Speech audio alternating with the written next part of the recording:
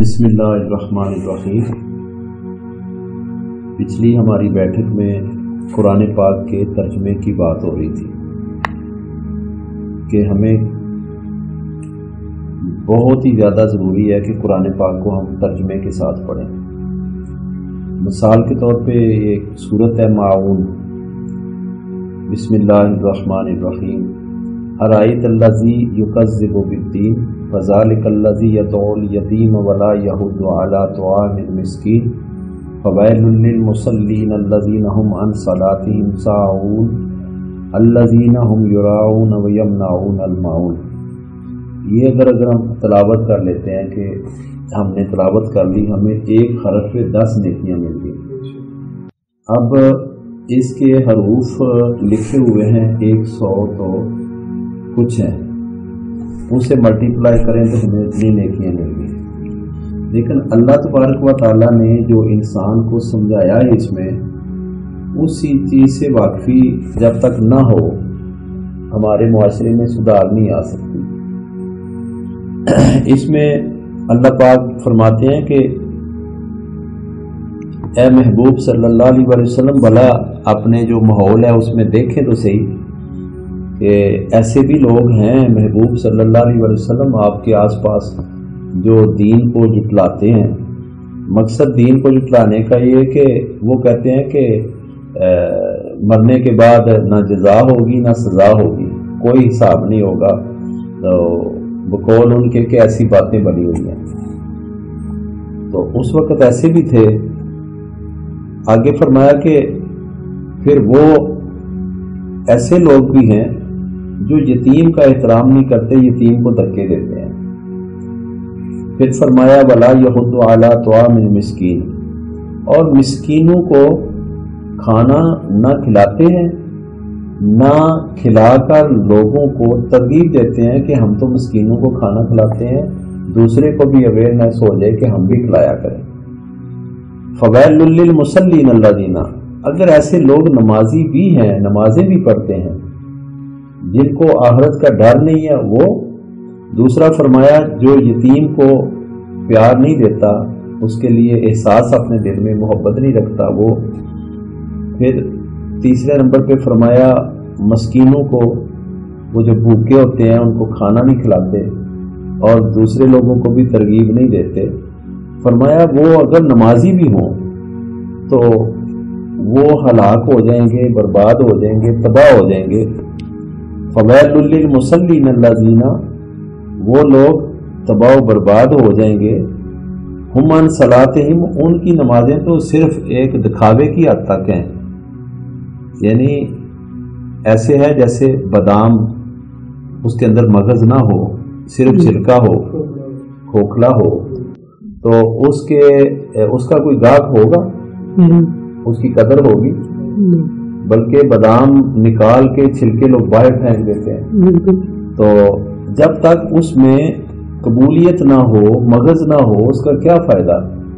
تو اللہ پاک فرماتے ہیں ایسے لوگ جو دین کو جھٹلاتے ہیں، یعنی آخرت کی جزا اور سزا کا ان کے دل میں احساس نہیں ہے، ڈر نہیں ہے۔ ڈر سے مراد ہے کہ کوئی اچھا کام کرے تو خوشی ہو اور وہ کہیں کہ اس کا ہمیں آخرت میں اجر ملے گا، اور جو اچھا کام کرتا ہے اس کو تو دنیا میں بھی ملتا ہے۔ دنیا میں ہر زبان اس کو اچھا کہتی ہے، ہر نظر اس کو ادب سے دیکھتی ہے، اور لوگ اس کی عزت بھی کرتے ہیں، اور جو اچھا نہیں کرتے، برا کرتے ہیں، ان کو لوگ برا بھی کہتے ہیں۔ تو ایسے لوگ جو دین کو اچھا نہیں سمجھتے، اور دین کو اس لیے نہیں سمجھتے کہ یہ جو دین ہے اس میں جزا اور سزا کا لکھا ہوا ہے، یہ کچھ بھی نہیں ہے ان کے نزدیک۔ آج بھی معاشرے میں ایسے لوگ دیکھنے کو ملتے ہیں جن کے اندر ڈر نہیں ہے، اور وہ ایسے لوگ ہیں جن کو پتہ ہی نہیں ہے اللہ کے احکام کیا ہے۔ اب اگر اس کی صرف تلاوت کی حد تک رہیں تو نہیں پتہ چلے گا، اور آج ہم اس کا ترجمہ پڑھ رہے ہیں، اس لیے میں اس چیز پہ زور دیتا ہوں کہ جب تک ترجمہ نہیں پڑھیں گے بندے کو کیسے پتہ چلے گا کہ ہمارے آس پاس کوئی یتیم بھی ہے، ہمارے گھر کے آس پاس یا ہمارے گھر کے اندر کوئی مسکین بھی ہے۔ بعض دفعہ ایسے سفید پوش لوگ ہوتے ہیں وہ کسی کو بتانا ہی پسند نہیں کرتے، اور یتیم مجھے یاد ہے کہ ایک یتیم بچہ تھا اور اس کو میں نے کہا کہ بیٹا میرا بیٹا آپ کو ساتھ لے جاتا ہے بازار اور آپ کو جتنے سوٹ آپ کہتے ہیں آپ کو لے دیتا ہے، آپ کے شوز کا بھی اور جرسی کا بھی اور جو بھی آپ کو چاہیے آپ لے لو۔ تو وہ راضی ہو گیا۔ میں نے بیٹے کو بلایا، بیٹا جاؤ اسی بازار لے جو فلاں دکان پہ، جو جو یہ پسند کرے، لیکن جو آپ لوگ پہنتے ہو نا اس سے ذرا اچھا پسند کرنا، قیمت کا نہ دیکھنا۔ تو بیٹا میرا آ گیا۔ اس بچے نے ایک ایسی بات کی جس سے میں شرمندگی سے، کہتے ہیں نا پانی پانی ہو جانا، ایسی میری ماری حالت ہو گئی۔ مجھے کہنے لگا کہ حضرت صاحب چیزیں تو آپ دیں گے تو آپ فوٹو بھی بنائیں گے میری؟ اتنی شرم آئی کہ وہ چھوٹا سا بچہ تھا، غالباً اس کی عمر تھی کوئی 8-10 سال۔ تو یعنی اس کے ساتھ پہلے ایسے کئی واقعات پیش آئے ہوئے ہیں گے کہ چھوٹا تھا لیکن پھر بھی اس کی عزت نفس اس کی جاگ رہی ہے۔ تو اس کو پکڑا کے تو سامنے فوٹو بنائی ہے، پتہ نہیں کسی نے اخبار میں بھی لگوائی ہوگی۔ تو اس وجہ سے لوگ ان لوگوں سے لینا بھی پسند نہیں کرتے کہ یہ نشر کرتے ہیں۔ تو یہاں اللہ تبارک و تعالیٰ نے یتیم کا بالخصوص ذکر کیا ہے کہ ایسے نمازی جو نمازیں پڑھتے ہیں لیکن ان کو یہ پتہ ہی نہیں ہے کہ ہمارے محلے میں ہمارے بھائی کے بچے یتیم ہیں، ہماری بہن ہے اس کے بچے یتیم ہیں، ان کا احساس کرنا چاہیے۔ ان کو بھی کوئی ایسا بندہ ہو جو ایک باپ ذمہ داریاں پوریاں کرے وہ کرے۔ تو فرمایا اگرچہ وہ نمازیں بھی پڑھے، اور ایسے بندے ہمارے درمیان ہیں نمازی ہیں، نماز پڑھتے ہیں اور یہ بھی کہتے ہیں اللہ اکبر، ان کو اس کا بھی نہیں پتا کہ اللہ اکبر کا معنی کیا ہے، یہ بھی نہیں پتا۔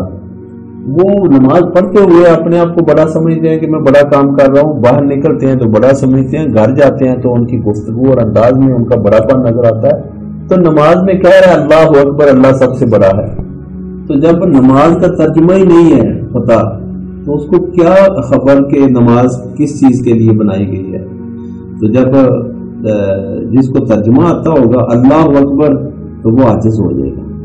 اب جب سجدے میں جائے گا تو کہے گا یا اللہ اللہ اکبر، میں جو کہ سجدے میں عملی نمونہ بنا کے بتا رہا ہوں، مجھ سے گرا ہوا کوئی نہیں، تجھ سے اونچا کوئی نہیں۔ اس کے معنی کے بغیر فرمایا کہ اگر کوئی نمازی ہے بڑا تو وہ اگر یتیم کو دھکے دے کے نکال دیتا ہے، مسکین کو کھانا نہیں کھلاتا اور میرے دین کو سمجھا ہی نہیں ہے، اس نے آخرت میں جزا سزا کا اسے ڈر ہی نہیں ہے، تو وہ ہلاک ہو جائے نمازی۔ اور اس کی نماز تو ہم صلاتے ہی سوائے دکھاوے کے اور کچھ نہیں ہے، وہ تو اصل مقصد نماز کا بھولا ہوا ہے۔ الذین ہم یراؤون یمنعون الماعون، ایسے لوگ بھی ہیں۔ مثال کے طور پہ میں آپ کا ہمسایہ ہوں، میں کہتا ہوں کہ میرے گھر میں نا مہمان آ گئے ہیں، چائے والی پتی ختم ہو گئی ہے، اب مہمان کی جلدی میں ہوں تو گھر میں بھی کوئی بندہ نہ ہو کہ وہ پتی لا کے دے سکے، مجبوری ہو جائے، تو وہ اگر ہمسائے کا دروازہ کھٹکھٹا کے کہا جائے جی تھوڑی سی پتی دے دو، تو وہ کہتے ہیں جی ہمارے گھر میں ماما نہیں ہے، پاپا نہیں ہے، یا کوئی نہ کوئی بہانہ بنا کے کہ جی ہمارے گھر میں بھی ختم ہوئی ہے۔ تو اللہ تعالیٰ فرما رہے ہیں کہ اس کی نماز کا اسے کوئی فائدہ نہیں ہے۔ اگر کوئی برتنے کی چیز ہمسایہ مانگے اور وہ نہ دے، اس کا مقصد ہے کہ ہر ایک کو اپنے ہمسائے کا پتہ ہونا چاہیے۔ ہمسائیگی کا ذکر اس لیے کہ اگر کوئی ہمسایہ برتنے کی چیز مانگے تو اسے دینی چاہیے، یا کوئی مسلمان برتنے کی چیز مانگے تو اسے دینی چاہیے۔ مثال کے طور پہ معاشرے میں کئی چیزیں ہیں، میڈیسن ہے، کپڑے ہیں، جوتے ہیں، جو بھی روزمرہ زندگی میں استعمال ہوتے ہیں، اس چیز کا احساس کرنے کو نماز کہتے ہیں۔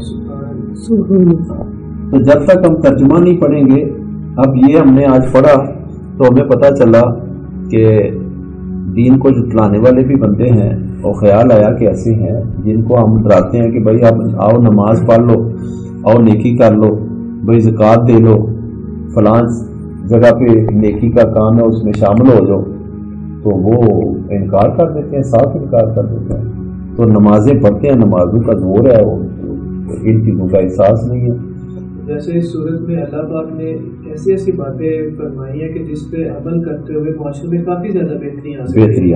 اور یہ صورت بھی ایسی ہے کہ اس کا اکثر نماز میں قاری صاحبان اس کی تلاوت فرماتے ہیں، اور اس کی تلاوت کے ساتھ اگر اس کا ترجمہ بھی اگر نمازیوں کو ساتھ بتا دیا جائے گا، وہ خود تلاوت کر لیں تو بہت زیادہ معاشرے میں. بلکہ میں تو کہتا ہوں کہ ہر نمازی کے اوپر اس چیز کو فرض ہونا چاہیے، وہ فرض سمجھے کہ جو بھی میں نے نماز میں پڑھنا ہے اس کا مجھے ترجمہ آتا ہو کہ بندہ اللہ سے کیا مانگ رہا ہے. سبحان ربی العظیم، اللہ پاک ہے اور وہی عظمتوں کا مالک ہے.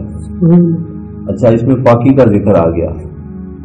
سامع اللہ لمن حمدہ، اس کا پتہ ہو کہ ہم کیا کہہ رہے ہیں. سبحان ربی الاعلی، یا اللہ تو چاہے تو سے بڑا اونچا کوئی نہیں، اللہ کوئی نہیں.